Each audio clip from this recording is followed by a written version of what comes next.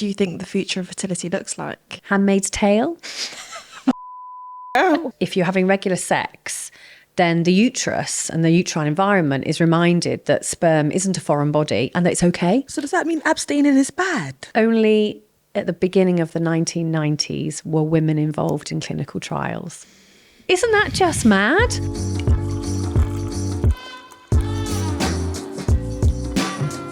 Hi guys, welcome back to Tea at 4. I'm Christy. And I'm Lauren, and this is a podcast where we talk all things that normally stay in the group chats. Yeah. But not today. No. Because for this part of our Future of Fertility series, we are joined by fertility expert Kate. Mm-hmm. Woo! And Kate, we are basically going to rack your brains on these stats around the England and Wales fertility rates being the lowest that they've been since 1938, since records began. So hope you don't mind. No, you go right ahead. You ask me whatever you like. So, Kate, is there an obvious reason as to why the fertility rate is the lowest it's been in years? You could probably put that into three different reasons. So economic, changing societal norms, and health. So if we look at kind of economic, we're in a really unstable place right now, aren't we, financially? But actually we've been like that forever. And I think a lot of people feel that they haven't got the finances to have a baby, and when is a good time to perhaps create a family. So that might prevent them from wanting to try to conceive. The societal norms, I think this is the most interesting, and I do find this utterly fascinating. I think we always think, don't we, women particularly want to further their career, so they're leaving getting pregnant until later. And that absolutely is a fact. And age is the biggest reason why our fertility rates are declining without question. However, it's actually that women aren't finding a life partner to settle down with. And you might kind of understand this, girls. It's the ghetto out there, Kate. It's the ghetto. And that's actually do you know what it is? No, guys, I have to say this because I do feel like people say, oh yeah, we want to, be independent, our careers. Yeah. But the truth of the matter is Finding a life partner. Right. Yeah. scarce. But if you think kind of like 1950s, what did you do? You married the boy next door and settled down, had children. Maybe your parents had an influence in who and you didn't do anything. You didn't move in. You didn't kind of travel. It was just you're very stable in your village or your town, or your small town or your city. There wasn't much going on. But life is very different now. But even with technology to enable us to find a partner, we're still not finding them. So that is, I think, the interesting thing. And certainly what we know, research shows that not finding your life partner is the major reason why women are leaving it later. Wow. And then, as I said, then that comes into issues because of age, not getting pregnant. And then with the third example, health, again, age plays into that, but we're seeing an increase in women with ovulatory disorders like PCOS, women with other disorders, endometriosis, but also we're seeing a decline in sperm health as well. And male infertility is increasing. I know. We will have to pull up our socks, basically. Well, Yeah. what does that even look like? Yeah. So in an ideal world, in a really fertile world, what would that look like? We all having children at 20? Yeah, I mean, you are most fertile in your teens and in your 20s. Oh, but who wants a baby? And actually, the UK pregnancy rates 20 years ago were sky high, even 15 years ago. Now they're virtually non-existent.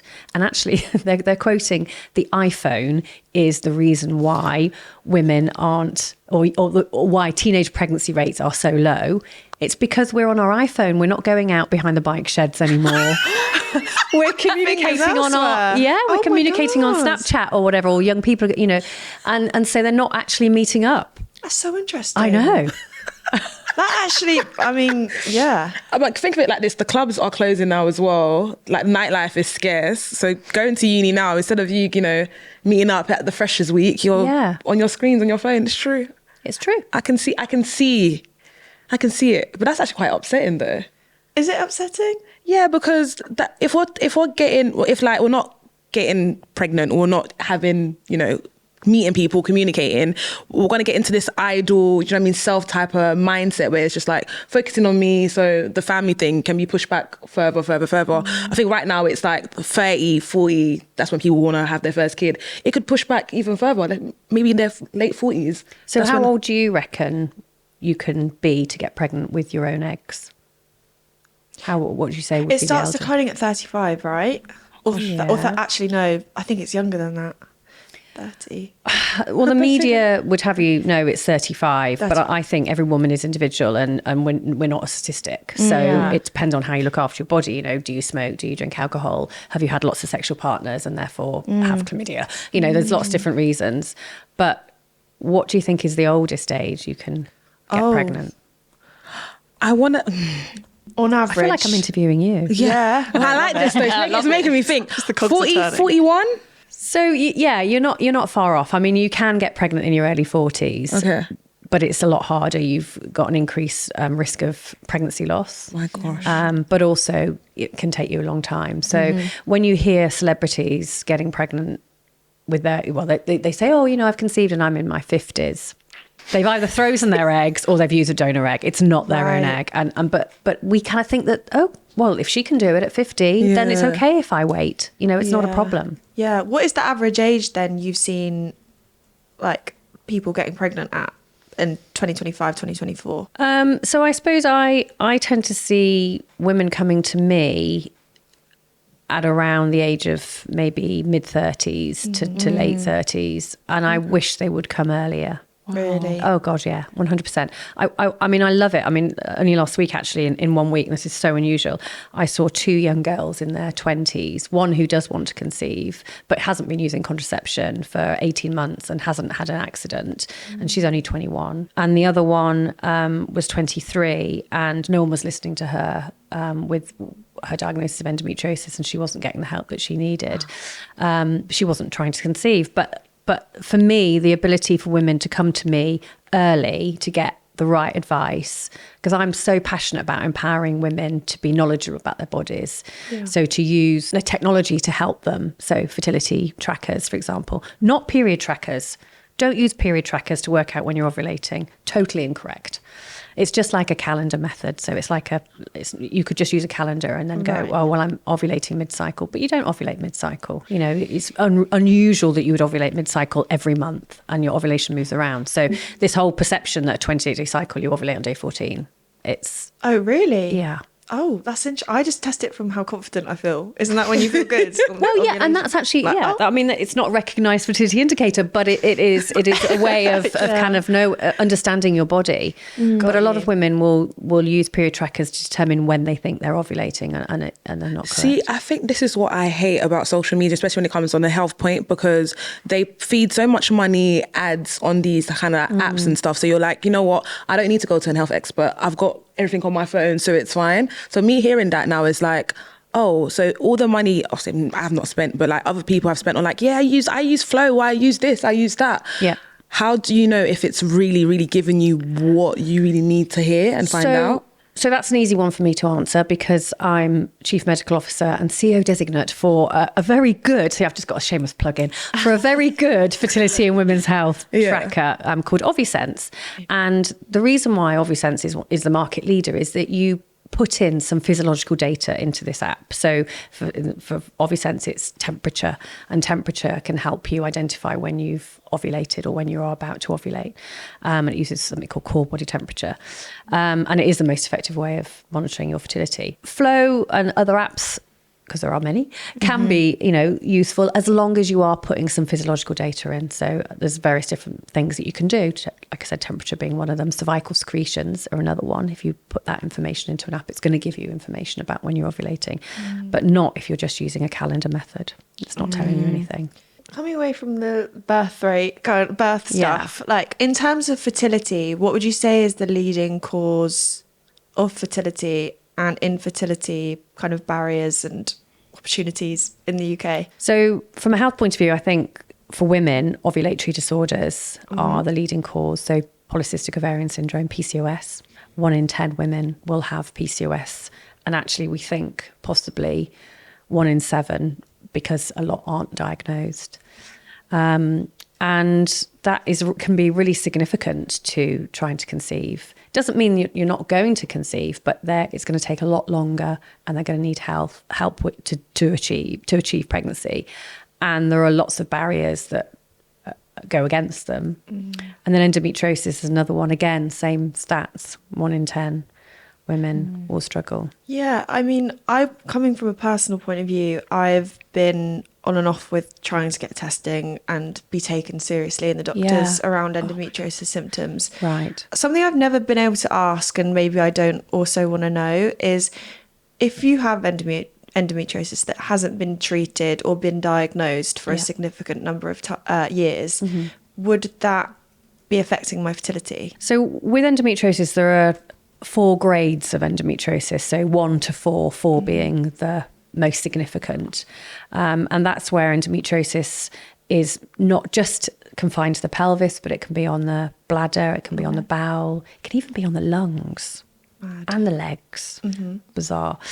And that's where the cells of the endometrium, the lining of the womb, navigate to other parts of the body. And then when you have your monthly bleed, they bleed too, and that causes you pain and discomfort. So what can happen in those situations is that your pelvic organs can be stuck down to each other. So your fallopian tubes could be twisted back on themselves.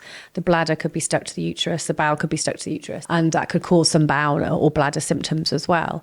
So in grade 4 endometriosis, that's probably the most significant, and you may need some surgery to free the adhesion, so free all that scar tissue, which can then increase the likelihood of you being able to conceive. But you also might need to have IVF treatments. But every woman is very different. And so certainly getting that diagnosis timely, and sadly there's a lot of medical gaslighting that goes on with endometriosis. A huge lack of research into endometriosis and women's health, full stop, which drives me insane. And therefore getting that diagnosis is difficult. And you mentioned, you've probably felt that you've been medically gaslighted, and you have to keep going back to the doctor, and you have to be persistent. And that's really hard to do. It's really hard to do. Yeah, I saw a statistic the other day to say that there's been more research done into male baldness than endometriosis. Totally. So there's 2% of funding, government funding, that goes into women's health. And I mean, the kind of gender health gap is something that just drives me insane. And the huge disparity in access, treatment, research. I mean, this is just, I don't know whether you know this fact or not, but it just blows my mind. Only at the beginning of the 1990s were women involved in clinical trials.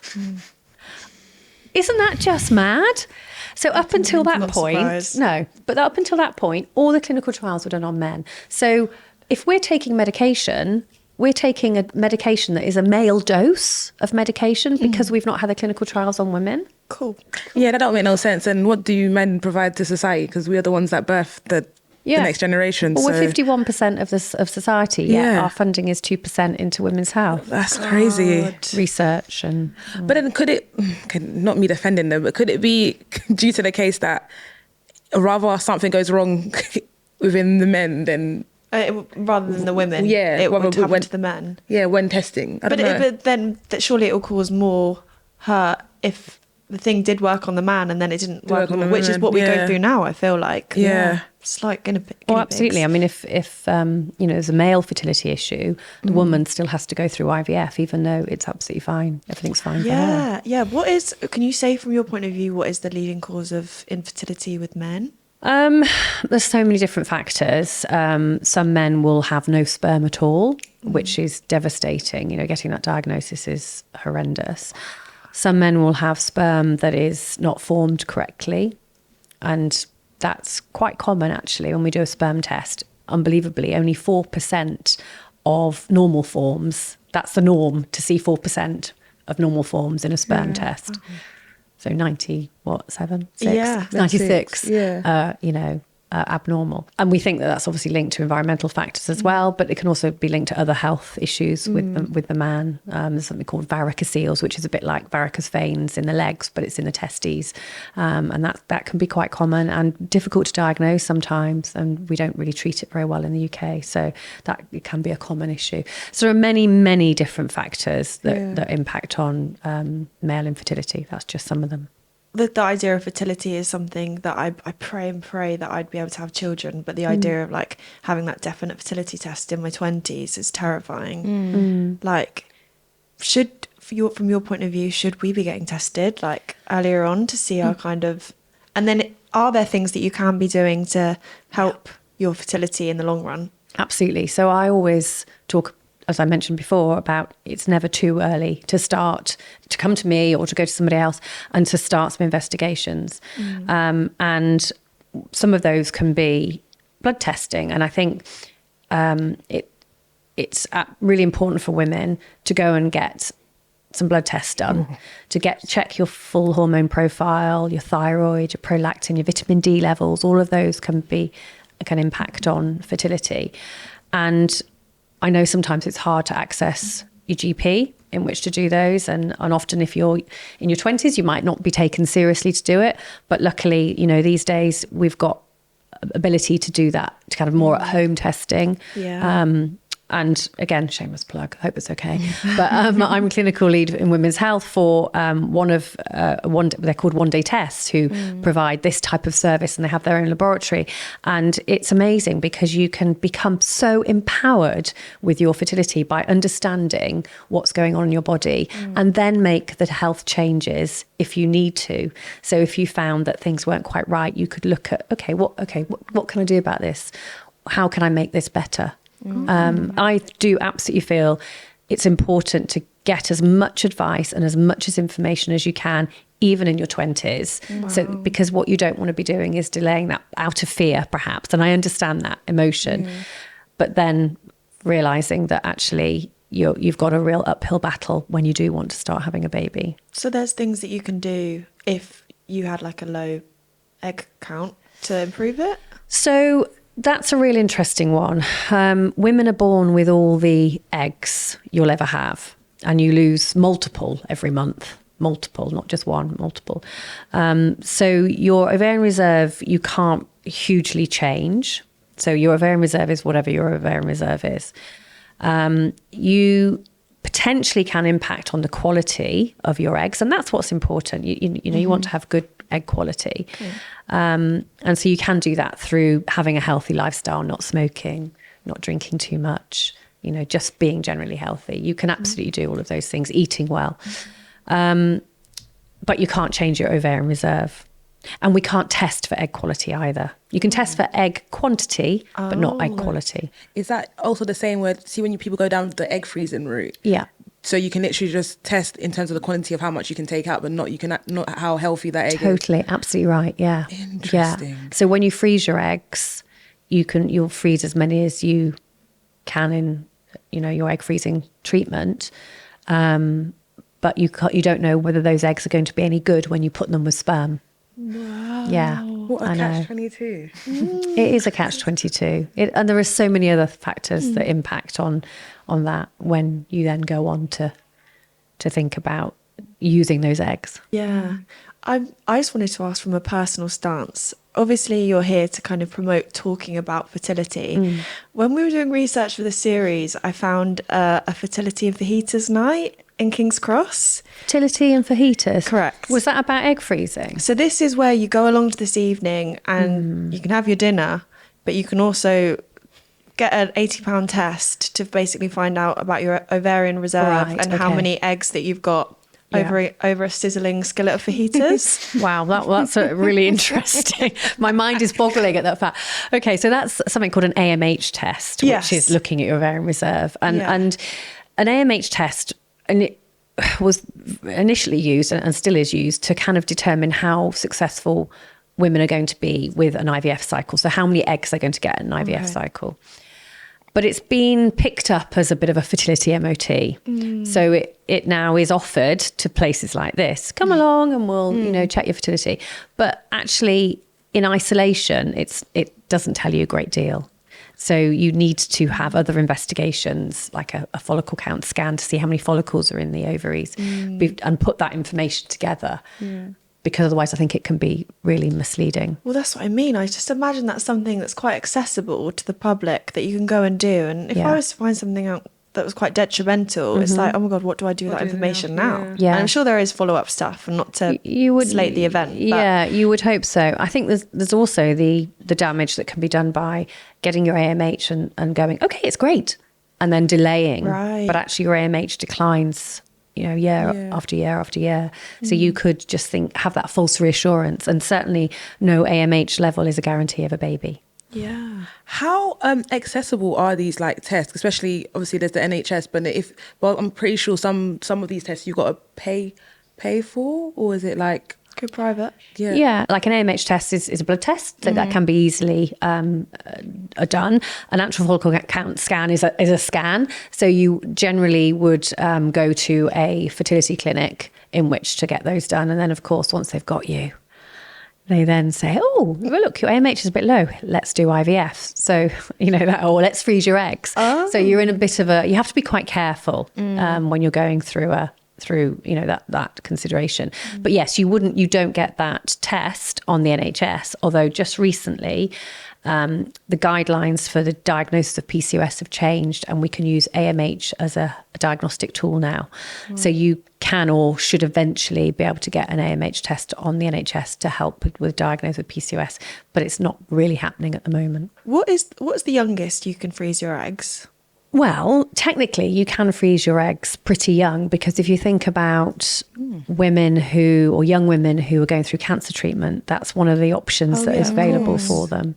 I don't know, I genuinely don't know the age of the youngest person that's had their eggs frozen, but certainly of reproductive age, then you could technically freeze your eggs for medical reasons. I think you would be discouraged at a young age from freezing your eggs for any other reason, for a social reason. Yeah. God. But the earlier you freeze them, so if you froze eggs in your 20s, the better. I think 5 years old is the youngest that has ever happened. Jesus. Thank you very much, for medical reasons. Yeah. For childhood cancer. Amazing. Wow, I didn't that's know amazing. that. I've learned something today. Women are amazing. Yeah. I guess in the context of a lot of these things like IVF, egg freezing, fertility, we talk about like heterosexual couples. What would it look like for a single person or a same-sex couple? I know they're completely different things, but like to kind of start that journey, where do you go? At what age is the best age to start thinking about it? So I think for a single person, they're going to make the decision at some point that they're not finding their life partner, and therefore they want to think about their future fertility. So that's based on individual, where you are in your life stage, isn't it? Yeah. I think for any same-sex couple, we kind of call that as social infertility, because they've got huge barriers in trying to conceive. And so many female same-sex couples will be required by their trust or their care board to self-fund between 10 and 12 IUI cycles, so intrauterine insemination, self-funded before they're allowed to have IVF on the NHS. So that's a huge... How much is that? I think it's around 3,000 for an IUI cycle, just one cycle. Maybe Just less, one? 2.5, 3, yeah. Jesus. Yeah. People have enough money spare for IVF and egg freezing, especially I know if you do want to leave it later in life, but I don't have a spare 10 grand lying around. Yeah. Or if I do, it's going on holiday. Yeah, well, exactly. And if you think that one cycle of IVF is around £5,000, and actually we're seeing that more couples are now having to privately fund their IVF than ever before, because the NHS isn't providing as much IVF as previously. And some care boards the care boards will decide whether they're going to provide 3 rounds, 2 rounds, 1 round, or none at all. So there are some counties in the country where there's no IVF provision at all. Yet across the road in another county, they might have 3. So it's a postcode lottery as far as that's concerned. So that's the expense of it. So many people are having to do private IVF, and it costs a lot of money. From what I gather from talking to my patients, they will borrow, often from family, to provide it, or they will run themselves into the ground on credit cards and loans in which to pay for it if they don't have the money. And those that really don't have the money can't do it. And I see that a lot, time and time again. It's a bit bleak, especially like considering different places you might live in the UK that could really affect your chances of how successful you are with getting pregnant. It's actually funny because I was speaking to like friends and like family the other day, and especially my family abroad, what they've started doing, they like fly to like places like Turkey to do like a full health check. And let's say you're paying like £750 to do like this full health check. You go literally through everything, get same day testing, same day results. And then it's in that, for them, it's like preparing themselves for the future. So it's like, okay, cool, I've done all these tests. I know that this count is low. This, I need to work on this. My health is, bad, or my health is good. So then it kind of like prepares them to, okay, cool, these are my options now. Whereas here, I feel like then again, especially in our friendship groups, you don't really speak on things like that. And you don't, obviously the resources are there, but unless you've got the money for it, you won't be, prone against the like, let me go ahead and continue doing this. And also what I think it is that, because we know about it, we know it's expensive, we have that kind of like full ways like, oh, I'll get pregnant anyway, so it's okay. Yeah. It's not a now thing. Whereas now we're speaking about it, it's like, no, you should actually be constantly thinking about these things and putting your health and thinking of the future now and not wait for tomorrow. I totally agree with you. Being proactive now and taking that responsibility and allowing yourself the opportunity to become empowered, I think is really important. Yeah. How do you think, from your point of view, the kind of social conversation has changed from like the last 10 years to now around fertility and, talking about having babies later in life kind of thing? Well, we're talking here, aren't we, about this? And perhaps this conversation wouldn't have happened, a few years ago. Definitely there's more conversation about infertility. There's more conversation about pregnancy loss, but there's still massive taboos surrounding that. Men find it really difficult to talk about their fertility, particularly if it's a male factor issue. And actually I see in couples, heterosexual couples, that often the woman will take the burden of not blame, because I don't hate you that word, but will take the burden of responsibility and tell people that it's the woman's issue to protect their partner. I see that a lot. Really? So there's a lot of shame, because obviously sperm count is all wrapped up with masculinity, isn't it? And they can be like cock a hoop, oh, I've got amazing sperm, or they've got shit sperm, and what can they do about it? I think those are the conversations that are starting to come out now. There are some great people that are doing some amazing work in the space in male fertility and getting people talking about it so much more. But there's still so much more that needs to be done. Yeah. I do feel like it's going to get better, just because I'm 30 now as well. And like, even the thought of having that conversation with my mum about fertility, she's probably thinking, oh, you're gonna have kids anyway. When time's ready, you're gonna have your kids. Whereas now is that the more that we speak about it, the more that we know that there's, there can be some factors that are gonna stop you. It kind of prepares the next generation. And I do feel like when we were in school, especially sex education classes, it was basically just like, yeah, the man has the sperm does this, you carry the baby, birth it, and that's it. So for guys, it's like, okay, cool, I've got no problem. So as long as I'm, masturbating and things are coming out, I'm good. Do you know what I mean? And it's really upsetting, the fact that as females, you got to kind of like take the burden of it, because it's, at the end of the day, it's like men also need to know that you can be a factor of why it's not happening, and be happy enough to take the accountability of it. Yeah. And I do feel like this is the first time I've actually even heard, like, there's men infertility rates, because you don't hear it. It's not advertised online. You see fertility, you don't see any male adverts on the matter. So it's like, why even now? Why are we not talking about it? Or why are there not like platforms that push? Yeah. It's literally still about women. It's very frustrating. It is beginning to change. I reckon if we had this conversation in another 10 years' time, we'd be seeing it being a very different landscape. Yeah. But it's not there yet. And it's funny, because I think men as well have the most myths that they don't want to talk about and hash out. Like, I've definitely heard one thing before that's just like, oh, if you masturbate too much, then you're gonna run out of all your sperm. I've definitely heard a man say that. Yeah. Whereas the actual answer is, the more you do, the better, because you're going to have healthy sperm for the time of ovulation. Oh, so go for it, guys. Then see, hope you get this. So females, please send it to your partners, your friends. Keep wanking. No. I think is what I'd really like to touch on a little bit more as well, is like, endometriosis is so prominent, and obviously it's so hard to get those kind of diagnoses, and maybe not getting the treatment could have maybe affect your chances of fertility. Like, how do you be taken seriously, and like how does not getting it treated, how can that affect your chances of having a baby in the future? So, I mean, to answer your question about how to get taken seriously, it is just being really persistent and keep going back. Yeah. There are, I think, last count, something like 65 endometriosis specialist centres in the UK. So if you think you've got endometriosis, or if you've been diagnosed with endometriosis, then getting a GP to refer you to one of these is the right place to go, because they are the experts. Yeah. So they can tell you everything you need to know about surgery or what your medical options might be. They can also talk about how to control your pain. You know, I see a lot of women that can't get out of bed for a week of a month, and can't socialise. It's impacting on their relationships and their work, you know, horrendous. So kind of getting that help early, I think, is the best thing. And then when you have some investigations, hopefully, then they'll be able to tell you what the extent of your endometriosis is, and then what that means for you and your future fertility. But majority of women with endometriosis will go on to conceive, and I think that's really important to say that. Push it out there.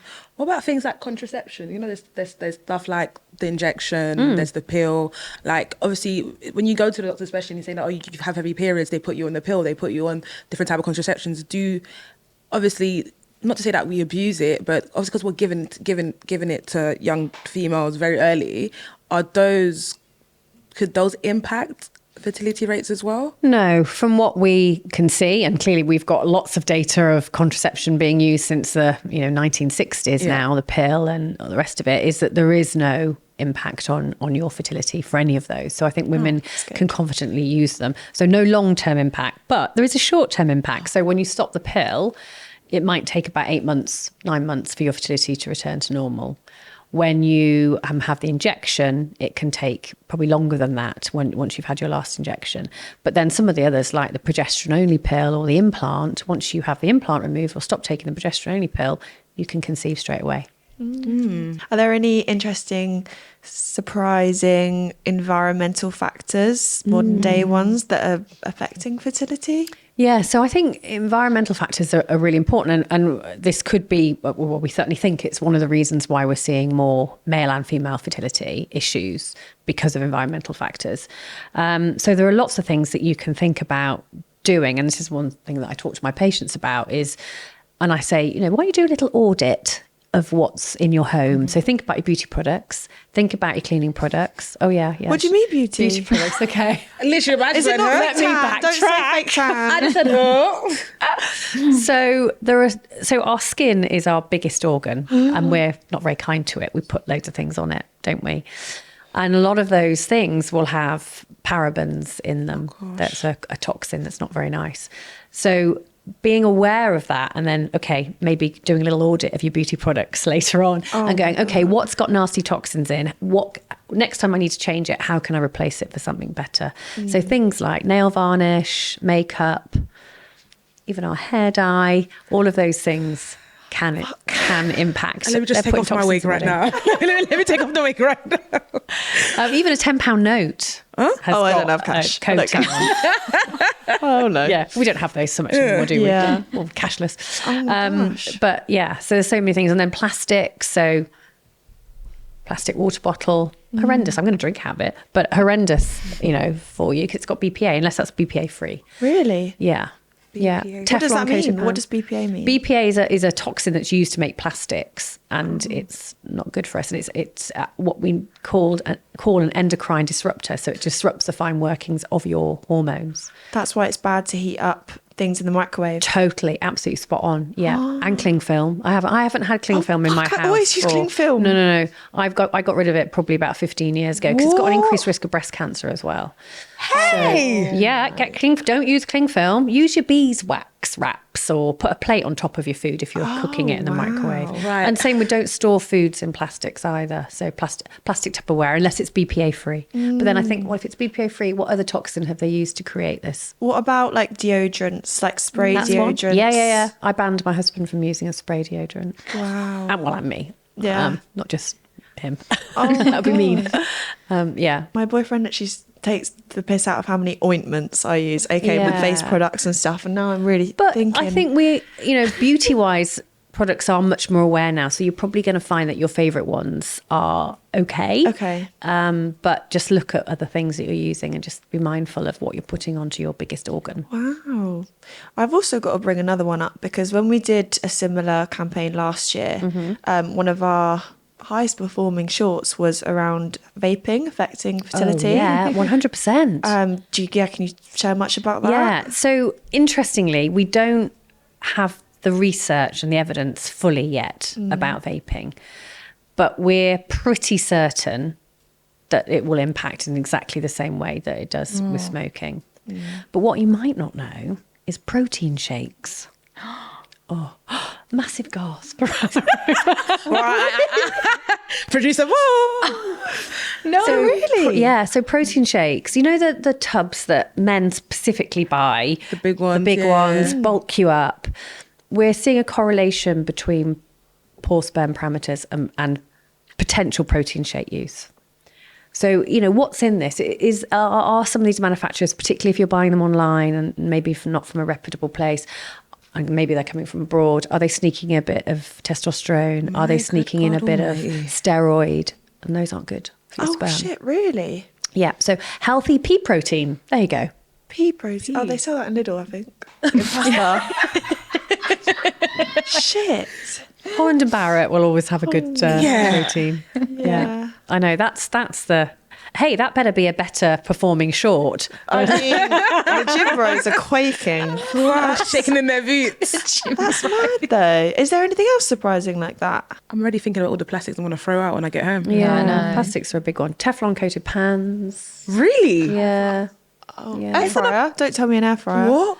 Yeah, that's a really good point, the air fryer, actually, because that's coated. Yeah. Yeah, possibly, yeah. I don't know what they coat them on these days. Do you know but- what? This is why just go back to the old way of living, barbecue everything, stop cooking indoors. Stop cooking indoors. We're going What back is to Stone caveman Age, are we? times? Yeah. at this point, because plastics. Shit. Love it. So do you think like back since the records began when they were recording fertility and it was so high, like were people almost always trying for a baby and instantly getting pregnant? I think there's always going to be an elements of men or women having infertility, but we are seeing that the factors are increasing, and there's so many reasons why, and we've touched on environmental there being probably quite a high one. Yeah. I was going to ask, as a black woman as well, especially because when it comes to like pregnancy, there's always complications. Totally. And stuff. I think that's what scares me. Yeah. Like obviously, I know two people that have like passed during childbirth, but then also, are the rates higher or is it different than like white women? Yeah. In regards to infertility when it comes to like ethnic backgrounds. So, I mean, certainly black women have higher risks associated with their reproductive outcomes. Yeah. And I think infertility probably is the same, yet there may be different reasons. But what is really shocking is, well, two things, is that black women are less likely to be taken serious compared to white. Yeah. They're less likely to receive a diagnosis, they're less likely to receive treatment. But also, society-wise, you're less likely to talk about it and confide in your family or your peers. Yeah. So then you don't get the support that you need.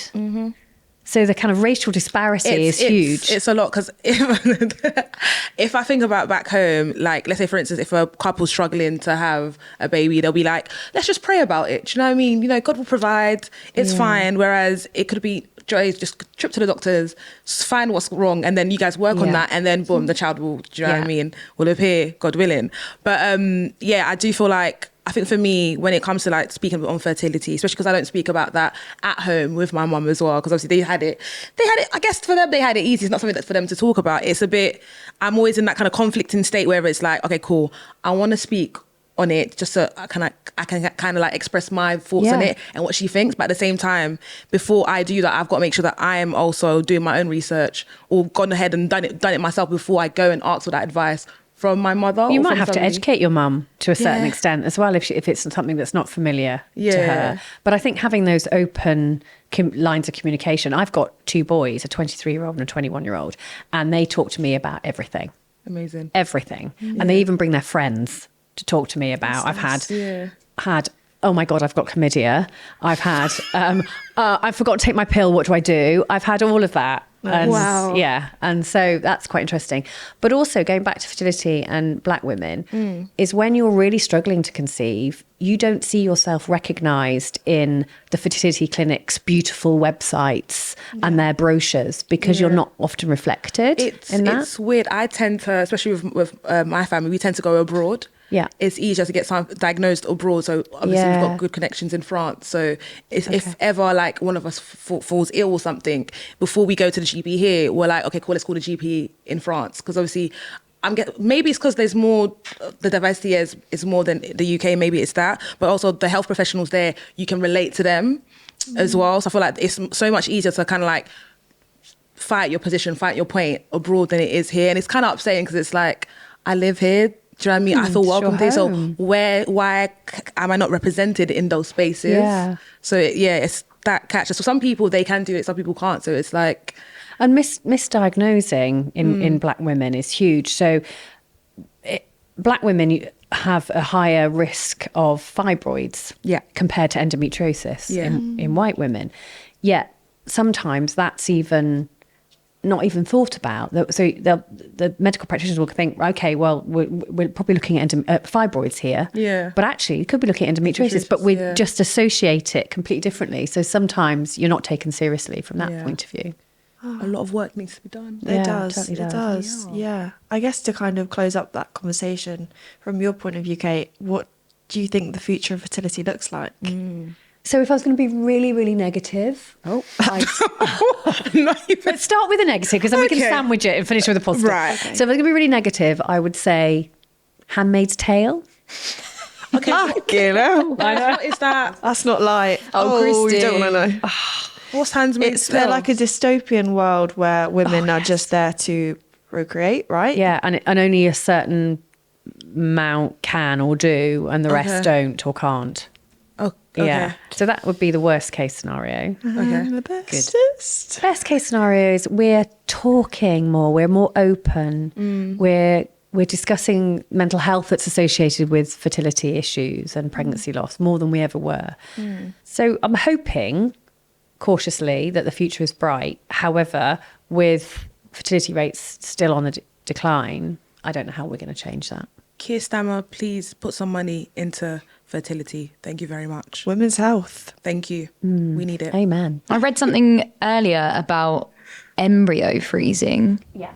Is that a thing? Yeah. I didn't know about this. Why would you choose to freeze? So that's where it's fertilized and then it's frozen. So when you go through an IVF cycle, you might not necessarily use all of your embryos or eggs at the time, so you freeze them. And you can freeze them and then they can be then kept in the freezer for later. And you might pop back one embryo at an IVF treatment, or you might freeze all and not put any back and then have your embryo transfer a month or two later. Embryo transfer is something that's done very routinely. So maybe there's options anyway, isn't there? I think that's important. There's definitely options. It's good, but I do feel like don't just rely on the options. I feel like that's what we've been doing, just relying, there's options anyways, it's fine. Look into your health, make sure you are aware of what's going on inside your body as well as outside. And I feel like it's just having those conversations. Are there any symptoms, say you had no idea about fertility, you weren't worried about it at all, but is there anything that your body might show you that might be an early sign of any issues? Yeah, so the things to look out for are that your periods change. So periods could become heavy or painful, or that your periods start to become less frequent. So, so for some women, they might kind of think, well, I've skipped a period, but that doesn't mean you've skipped a period. It just means that your cycle was more lengthy on that occasion. So if your cycle starts to become more lengthy or shorter, then those are things that you can, those are a real kind of indicators that the body is saying, okay, something's not quite right here. Little red flags almost. So those are things to look out for. What about for men? Yeah, what do they look out for? Well, it's difficult to know because you don't know whether you've got any sperm because you're always going to have seminal fluid. So you're not going to know whether there's no sperm there. But lumps or bumps in the testes. I mentioned about varicoceles, the varicose veins in the testes, making sure there's no infection. You know, if they're having regular sexual partners, those are the things that they can look out for. Okay. Noted. Is there any truth around the myth that if you start your period earlier in life, then you'll start menopause earlier? Not necessarily. So a yes and a no, really. It goes back, I guess, a little bit to you're born with all the eggs you're going to ever have. And in fact, a little segue here is your egg, the egg that made you, was in your grandmother. Oh, I love that. Go figure that one out. Yeah. We'll come back to that in a minute. So if you start your periods early and you've only got a finite amount of eggs, then you might have a earlier menopause. So you can have what we call premature ovarian insufficiency, where you have a menopause in your 20s. It can even happen 30s. Mine happened when I was 32, or in your 40s. And the normal age of the menopause is 51 in the UK, 52. So whether or not that really exists, every woman is individual depending on how many eggs they've got. I clearly only had enough to last me until 32. Did you start your period late, if you don't mind me I asking? was 14. 14. Okay. So, you know, now girls are starting their periods like 9 years of age. Really? Yeah. Fucking hell. Yeah. That's I know. that's bad. No, it's not bad. I feel for them. Periods are tough. Very. Yeah, and in terms of egg freezing, like what's the kind of mental health, physical health factors that come into that? So when you go through egg freezing, effectively you're going through IVF. The only thing that you're not doing is you're not having the embryo transferred at the end of your treatment. So when you're having treatment, whether it's for egg freezing or IVF, it can be incredibly physically and emotionally taxing. So physically, because of the medications that you're taking, and in some circumstances, the medications you take put you into a premature menopause, very short, for a very short period of time. So you're going to get a lot of those symptoms that you would necessarily associate with the menopausal woman, and some of the side effects that you can have. So there is a side effect called ovarian hyperstimulation, or OHSS, and that's where your ovaries are stimulated to create all of these follicles and eggs. So they grow really large, and you can kind of get quite distended. And I'd say majority of women will have some mild OHSS during their fertility treatment or their egg freezing, but it's rare that it is severe. But if it's very severe, it can be life-threatening. Although I've never seen that happen. I've never seen a woman die of OHSS, but it can happen. Yeah. But not so much these days. But when it comes to the emotional impact, especially if you're doing it alone, you're egg freezing, you're doing it alone without the support of a partner, it's tough. And then if you're going through IVF, your chances of success in your first cycle are around 33%. That's it. And so away from this idea that IVF will fix it, because that's often a misconception. So 33%. And then by the time you get to your third cycle of IVF, that's increased. That's your best chance. So many people will go through IVF treatment and not have a successful pregnancy. Many women will go through egg freezing and maybe only get 1 or 2 eggs because they've not got a good ovarian reserve. So then you have to repeat it. So the emotional impact is massive. So it's really important to get good support. Yeah. So what are you both going to do now then? Well, the group chat. Hello, ladies. Wigs coming off. Wigs coming off. Yeah. Plastics in my house. Is there anything in like having more regular sex is better for your fertility? If they're the masturbating thing's a thing. So Sorry. what we know is that, like I said before, if you're having regular sex and you're changing the sperm over, so it's not sitting in the testes, so therefore at time of ovulation you're going to have good, healthy sperm. But also there was some research that came out a few years ago that showed that if you're having regular sex, then the uterus and the uterine environment is reminded that sperm isn't a foreign body and that it's okay. So it doesn't attack it and get rid of it. So that was quite interesting research. Ooh. So does that mean abstaining is bad? It's not bad. Well, it's not bad, but health-wise, it could... I think fertility-wise, even with a low sperm count, when we don't tell men to conserve sperm, So we don't say don't have sex as frequently. We still say and you have to have sex, ideally, sex every 2 to 3 days when you're trying to conceive throughout the cycle. Right. Not just thinking about the fertile window. time. Notepads out, guys. Notepads Yeah, out. what are you doing after this? Right, so I'm gonna take off the wig, definitely. Throw away my plastics, cling film. My love for you is done. I'm sure the wig's okay. I mean, Let's not be that radical. I mean, I don't know now. Do you know what I mean? I'm not too sure now. I'll do my research though. I'll find out. I'm sure it's fine. Wigs causing fertility. I can see it now. No, I think you'll be okay with Yeah, the wig. I feel like it's just. I think for me personally is doing more research, actually having conversations, especially with my mother, Great. and my friends, and also I think it's time. I'm 30. It's not fucking senile. I know, but I feel like I need to know. I need to know. Are you going to do it then? Do you think you'll do fertility testing Yeah, I think so. at fajitas and fertility? Or Maybe not.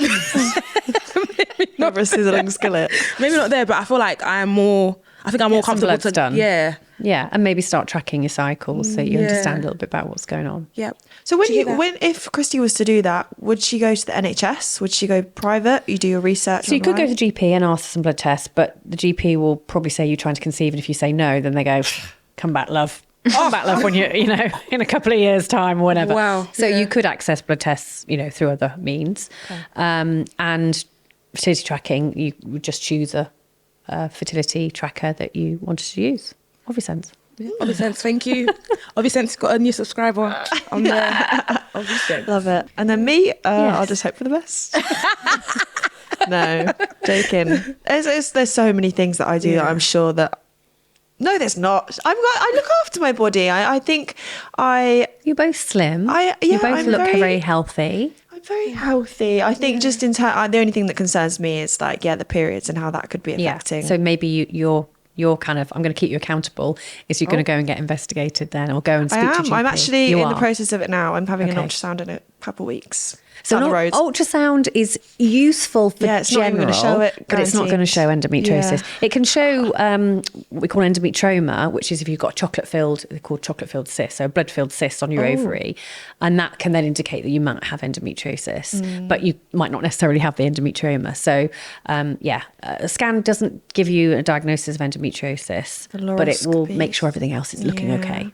Or what can happen is subscribers, listeners, you watch the podcast, you save, you give us all the monetary views, and then we use that to go to Turkey, do a full body check, health check. Yeah, I did not know where you're going with that, Christy. Where you're going with that? Yeah, brilliant. Yeah. Take us That'd to be Turkey. great. Take us to Turkey for Get a my full teeth body done at the same time. Great. So this is a part of the podcast where we're going to play facts, stats, or fiction, where we hash out a couple of questions and we make ourselves look really embarrassing usually. Embarrassed. No, We're going all to try our good. best. True or false? PCOS is the most common cause of infertility. Ooh, I think false. I don't think there's been enough research to decipher that. Yeah, probably false. It's the most common ovulatory disorder to impact women with fertility. Oh, wow. So that's true. It's true that it's the most common ovulatory disorder, but probably not necessarily the most common reason why infertility occurs, because there's so many Yeah. different reasons. God, that's shocking because I know so many people who think they have PCOS, Yeah, 1 but in 10. haven't. Wow. Interesting. But doesn't mean that they won't go on to conceive. No, of course. Yeah. But it's just I didn't know that there should be way more research and awareness around it then if that's such a big leading factor. Yeah. Wow. Okay, so 1 in how many couples experience difficulty conceiving? Is that like 1 in 10? 1 in how many? So how many do we think? 1 in 5? Or is it? I don't know. I think is it less or would it be more? I don't know. My fractions. Yeah, I had to do maths twice, so don't ask me. 1 in 8? 1 in 7. Ooh, 1 is Jesus. No, that's a horrible thing to say. I was going to say one of us in this room is going to have. No. That was. Well, no, yes, sorry. but I think that's kind of okay to talk like that because it highlights. Yeah, but that's true. You know, very and 1 in common. 3 will suffer from pregnancy loss. 1 in 3. Really? Well, out of us, Yeah. I haven't, and I'm past my reproductive age. Yeah. I mean, Godspeed. Hopefully that never happens to us. There you go. That's shocking. Wow. Yeah, that's crazy. True or false? More than 70,000 donor-conceived children have been born since 1991. Donor conceived.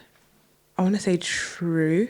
Our survey says. This increase is driven by single patients and same-sex relationships. So it's true. A huge, big donor conception rate increase over recent years. And I wouldn't say it's just driven by single mums and same sex, because a lot of individuals are, like heterosexual couples are looking at donor conception, either for donor sperm or donor egg, because they're struggling to conceive. So, but we're seeing, so it's becoming so much more commonplace, which is great because it gives us an opportunity. It gives you another way of creating your family. Are there enough sperm donors in the UK? UK is quite low on sperm donors, sadly, Really? but a lot of people do go elsewhere to perhaps find a sperm donor out of the country. You still can, you absolutely can within the UK, but it's harder. For sure. And then how does that work? Does it come back with you on the plane, or like do you go have the baby there? No. So if you chose, say you wanted to go, I don't know, a lot of people go to Scandinavia and choose sperm nice. Scandinavia. They will send the sperm over. And then it's all regulated rather than using your next door neighbour who you don't know whether they've got any genetic illnesses or. Yeah. Oh, people's family members do it these days. Yeah. I see that. Yeah, it's a lot that's unregulated, but there's risks both, legally as well for like who's a legal parent and so it's much better to go through a reputable, organised. Okay. What percentage of fertility issues come from the man? All of them. No. 40? No, less. 30? 94? Oh. No, maybe like 70? So it's about half and half. Okay.